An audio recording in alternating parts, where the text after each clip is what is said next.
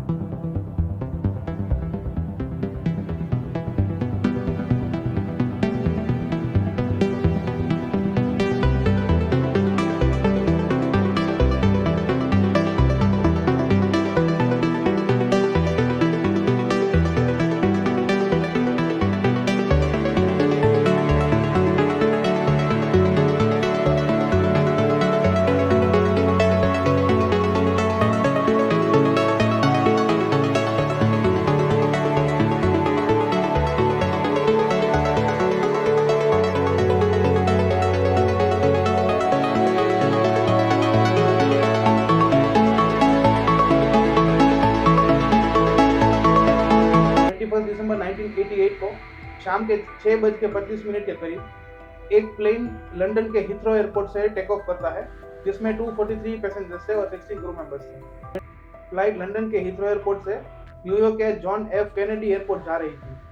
फिर कुछ 38 मिनट्स के बाद प्लेन के फॉरवर्ड कार्गो एरिया में अचानक से एक बम फटा जब प्लेन 31,000 फीट तक पहुंच गया था। प्लेन के ज्यादातर पार्ट्स लोकरबी शहर पे पड़े और कुछ कुछ टुकड़े कंट्री साइड के ईस्ट में पड़े।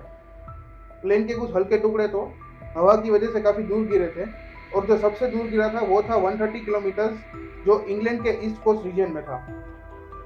बाद के कुछ दिनों तक प्लेन के टुकड़ों को कलेक्ट किया गया और फोरेंसिक साइंटिस्ट को कोई हाई एक्सप्लोसिव फटने के एविडेंसेस मिले।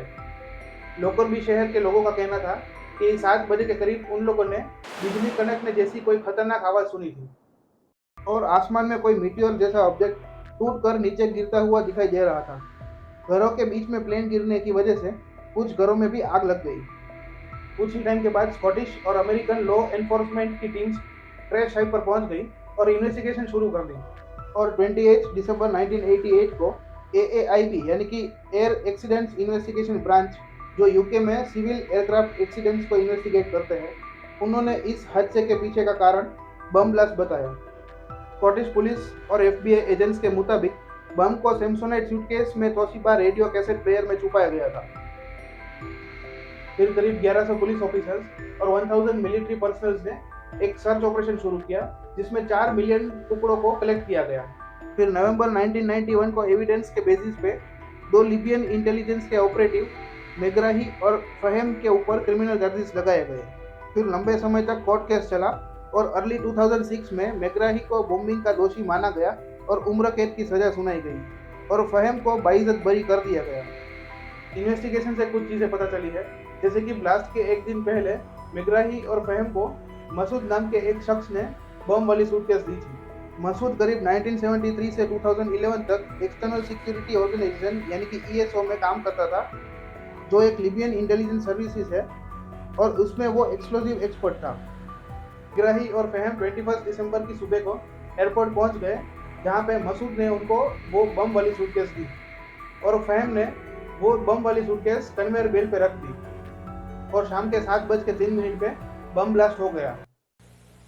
Carnage tonight in the Scotland village of Lockerbie, where a Pan Am 747 headed for New York crashed and exploded. No known survivors on the plane. They're still trying to determine the number of casualties on the ground. फिर 3-4 दिन बाद मसूद और मेग्राही Libya में एक senior Libyan intelligence officer से मिले और उन्होंने सक्सेसफुल ऑपरेशन के लिए उन दोनों का शुक्रिया अदा किया। 2012 में मसूद का एक इंटरव्यू हुआ लिबियन लॉ एनफोर्समेंट के साथ और उस इंटरव्यू में मसूद ने ये एक्सेप्ट किया कि उन्होंने ही बम बनाया था और ये इंटरव्यू 2017 में US के हाथों लगा। फिर दिसंबर 2022 को लिबियन अथॉरिटीज़ ने मसूद को गिरफ्तार किया और उनको US कस्टडी में ट्रांसफ़र कर दिया गया। मसूद के ऊपर आज भी यूएस कोर्ट में केस चल रहा है। और ऐसे ही लॉकरबी बॉम्बिंग इतिहास का सबसे जानलेवा एविएशन डिजास्टर बन गया, जिसमें 270 लोगों ने अपनी जान गंवा दी, और हमारे लिए एक याद बन गया कि हमें टेररिज्म के खिलाफ एक लंबी लड़ाई लड़ना बाकी है। इस इंसिडेंट के बाद एविएशन सिक्योरिटी में काफ़ी बदलाव आए, जैसे कि बैगेज स्क्रीनिंग प्रोसीजर्स को स्ट्रिक्ट कर दिया गया और नई टेक्नोलॉजीज डेवलप की गई, जिससे एक्सप्लोजिव्स को डिटेक्ट करना आसान हो जाए। उम्मीद करता हूँ कि आपको वीडियो पसंद आया होगा। इस वीडियो को अपने फ्रेंड्स और फैमिली के साथ जरूर शेयर करिएगा, और अभी तक अगर आपने सब्सक्राइब नहीं किया है तो जल्दी से जाके सब्सक्राइब कर दीजिए और ऐसे ही इंफॉर्मेशनल वीडियोस देखते रहिए। अगर आपको और भी एविएशन इंसिडेंट्स के बारे में जानना है तो आप ये वाला प्लेलिस्ट देख सकते हो। मुझे उम्मीद है ये वाला प्लेलिस्ट भी आपको जरूर अच्छा लगेगा। तो चलिए मिलते हैं अगले वीडियो में। Thank you.